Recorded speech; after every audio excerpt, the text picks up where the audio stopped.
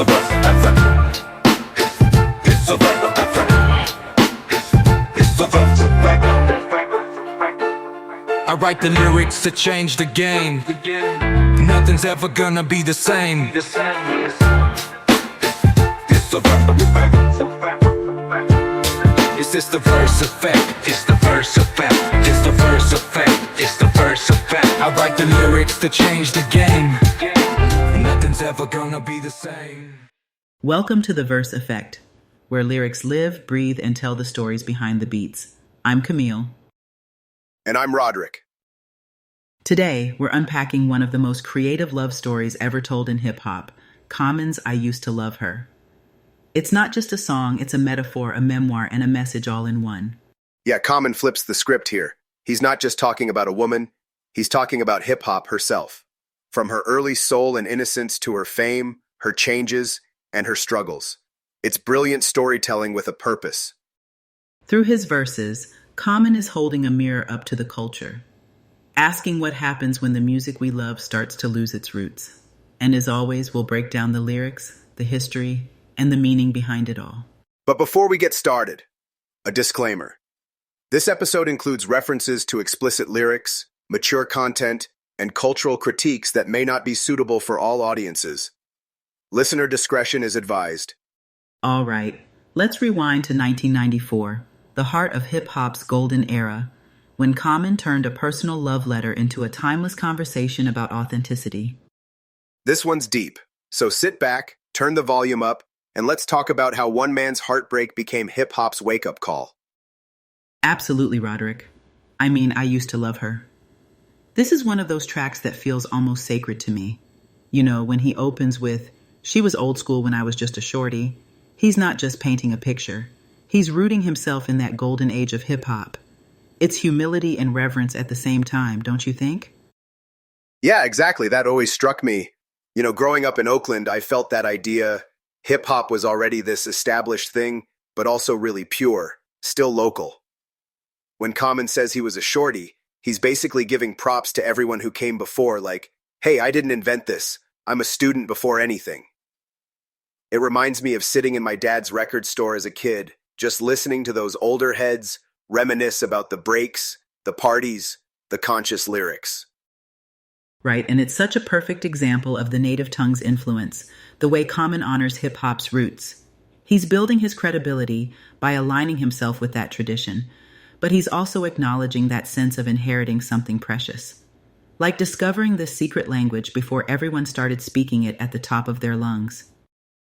Yeah, when I first heard it, I thought Common sounded almost nostalgic, even back then, for a culture that felt authentic and intimate. Before the spotlights, before, well, everything got complicated. And that's wild, because this song dropped in '94. He was already worried about hip-hop changing for the worse, even then. Now let's get to that next visual he gives us. Out goes the weave, in goes the braids, beads, medallions. That's like a time capsule, right? He's talking about the late 80s, early 90s shift. Hip-hop suddenly got more Afrocentric. Public Enemy, X-Clan, Native Tongues, the whole movement. Roderick, do you remember those medallions? My mom still has one stashed away somewhere, I think. Absolutely. The leather Africa medallions, the beads. Oh, and don't forget the cowrie shells. In those days, it wasn't just a look. It was a statement. Hip-hop was consciously trying to reconnect with Black heritage and say, look, we're proud of this history. The Stop the Violence movement, too. This wasn't just music. It was activism. You could almost feel that charge in the air, like hip-hop might actually help change something real. Exactly. And Common's nostalgia isn't just about fashion.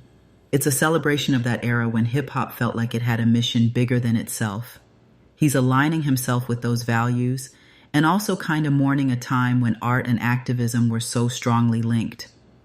I think that's part of what made this song hit so hard for fans of conscious rap.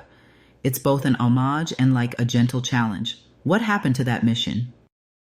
Yeah, it's funny how clothes meant more than clothes. Wearing those beads, those medallions, it was a shout, we're here, we know our roots.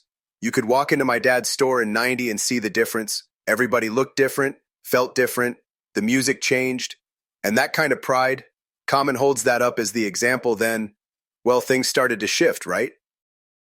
Which leads us right into the next turn in the story. She said that the pro-black was going out of style, and that's where Common starts mourning that shift. The sound was changing, Afrocentricity was kind of, well, not marketable anymore. Suddenly it's R&B, it's hip house, it's bass music, you know? Yes, and it's so layered. He's not just saying it as a diss, he's almost explaining times change, cultures change, artists experiment. But you can feel the disappointment. He doesn't condemn evolution, but he is grieving that loss of social consciousness. It's like he gets why it happened, but he wishes it could have stayed a bit longer. Which I totally relate to. Even working in A&R, you see how sound is always evolving. Some artists get tired of the political stuff, want to try something new, but it's like that shift away from activism, man, it's a real loss. For some of us, hip-hop was the first place we saw politics made personal. When that went away, it felt less honest, maybe.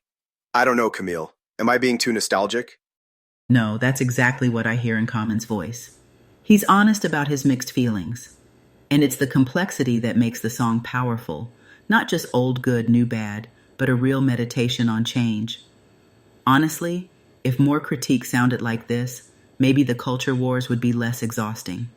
And now the critique sharpens. Once the man got to her, he altered her native. That's not just about artists changing styles. That's about the system itself. The man is industry, is corporate labels, is all the money and the marketing. He's saying, look, hip-hop didn't evolve naturally. It got pushed, pressed, reshaped for profit. Yeah, this is where Common really draws that line between organic culture and manufactured product. I mean, I've seen it from behind the scenes. The stories you hear from artists, the pressure to do what sells, the executives saying that conscious stuff doesn't chart. Capitalism makes everything a product, right? Common's almost sympathetic to artists. He says, she did it like a dummy, but he gets the temptation. Who can blame somebody for trying to eat? Right, he's indicting the system way more than any individual. It's a critique of what happens when the marketplace gets involved with authenticity. And he does it through storytelling, not just slogans, but this gently bitter love song. There's a sadness in it, but also recognition. Like hip-hop isn't just a victim, it's complicated. People make choices within constraints. I always respect that kind of nuance. And it's wild how relevant that still feels. Every year, there's another story about an artist who loses themselves to the machine. Change the names, it's the same game. Then we get to what? Maybe the most pointed critique in the song. Now she's a gangsta rollin' with gangsta bitches, always smoking blunts and getting drunk. Common's watching hip-hop get remixed into this commercialized gangsta persona. That image took over the mid-90s. Guns, money, excess. That's what labels wanted, so that's what dominated. He's careful, though. He's not bashing authentic street storytelling. There's a difference between real-life narratives and, well, marketing. What he's grieving is the copy and paste of hardcore as a sales gimmick, stripped of context, of sensitivity to what those stories mean. And he sees it as a loss, not just for the art, but for the community. When real started to mean violent or nihilistic, that was a kind of narrowness, not authenticity. Yeah, I mean, I've heard all those arguments like keep it real, but real isn't always one thing. And Common's smart enough to know that. He's asking us to look at who benefits when certain images get promoted. In some ways, it's a warning. If the culture becomes whatever's most profitable, what do we lose in the process? He's pushing back on the idea that hardcore equals real. That's not the hip-hop he fell in love with, and for a lot of folks, it never was. That's a tough conversation, but it's still relevant today. And I mean, we keep having it, generation after generation. So then, what's the lasting legacy here? Common, still called Common Sense back then, he wasn't from New York or LA, he was Chicago's poet-philosopher. I Used to Love H.E.R basically becomes hip-hop's conscience. That blend of extended metaphor, personifying hip-hop as a woman, that's lyrical ambition and technical genius all at once. Yeah, and it wasn't preachy either, that's key. He critiques the culture, but there's love in it. He respects that hip-hop history, gives flowers to the pioneers, and he's careful not to throw out the whole movement just because it changed. It's a balancing act. And honestly, It set the bar for everyone who came after. If you're going to critique the culture, do it with care and complexity. Right. He opened the door for meta commentary, songs about hip hop itself. People like Mos Def, Reflection Eternal, even Kendrick. None of their introspective tracks happen without Common showing the way. He legitimized thinking critically and lovingly about the craft, especially during the heyday of gangsta rap that was radical. And it still matters. Every time we debate authenticity versus commercial appeal, we're basically living inside the questions Common raised here. And it's kind of beautiful how each new wave of artists wrestles with that same tension. Which means this track keeps echoing, right?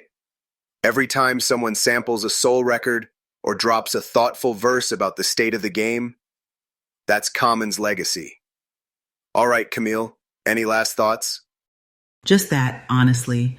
I hope folks go back and sit with this song, really listen. It's history, it's philosophy, it's poetry.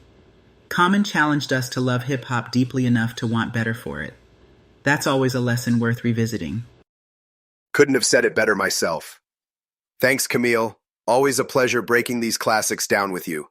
And thanks to all our listeners for joining us on The Verse Effect. We'll be back next time with another track that changed the game. Camille, take care. Thank you, Roderick. Always a joy. Take care, everyone. Keep those lyrics close, and let's keep the conversation going. It's the verse effect, it's the verse effect. I write the lyrics that change the game. Nothing's ever gonna be the same. Nothing's ever gonna be the same. I write the lyrics that change the game. Nothing's ever gonna be the same. Nothing's ever gonna be the same.